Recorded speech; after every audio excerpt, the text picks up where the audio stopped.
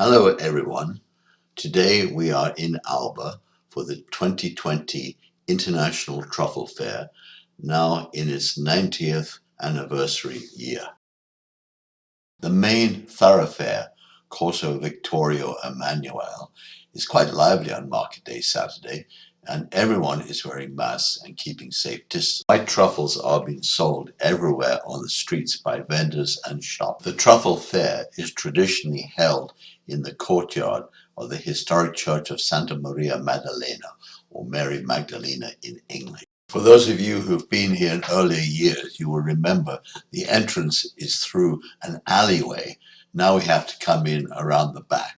This year, because of the pandemic, the fair is not being held inside a closed pavilion, but spreads out through the whole courtyard. The truffle show is in an open pavilion in the center, and the vendors of wine and other foods along the sides. We like this layout much better than the old crowded show. Of course, the fair is being held under strict government safety conditions, with limited number of visitors, and we're only supposed to stay for 1 hour. Well, that's hard to check. To ensure social distancing and mask wearing, there is an obvious carabinieri present. The theme for the 90th year is Around the World with Truffles. Paris, Milan, Moscow, New York, Berlin, and London. The truffle pavilion is spacious and open at the sides. Customers are not allowed to pick up the truffles to smell them.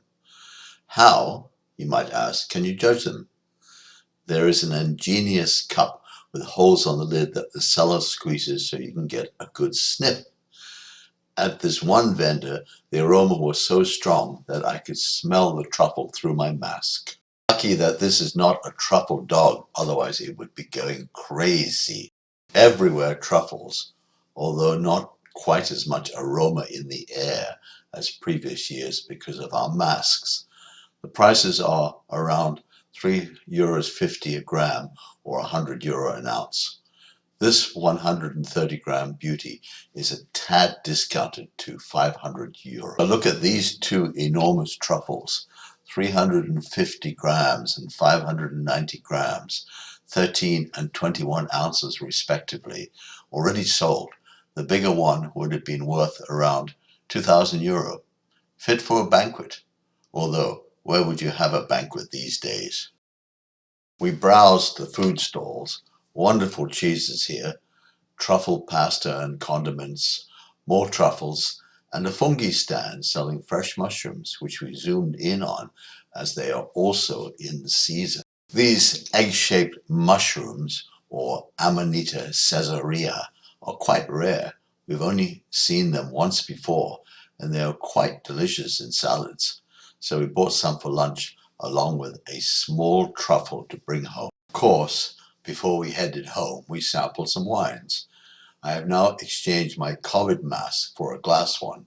Don't know if it's an approved model, but alcohol is supposed to kill the virus, you know. First stop for a refreshing Alta Longhi at the Enoteca. They were pouring an Ariana and Ariano from Santo Stefano. Not bad, although we have had better. A couple of Barolos. The two being poured were Gianfranco Alessandria from Monforte and Bruno Grimaldi from Serralunga. The wines were actually quite cold, and we had to warm them up before we could get any nose.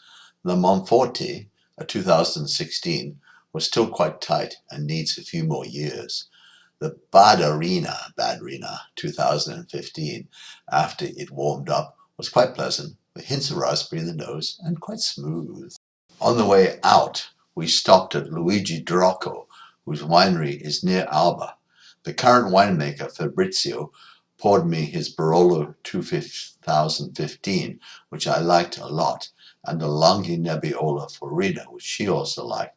Definitely a winery to put on our visiting list, and quite reasonably priced too. Don't you love these classic Italian beauties from Tenuta La Graziosa in Montegrosso di Asti?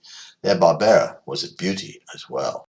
Allora, back home after our morning's outing for a late lunch.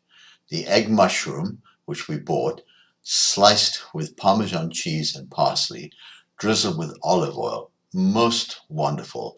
And then risotto with white truffles shaved over the top. What a wonderful aroma.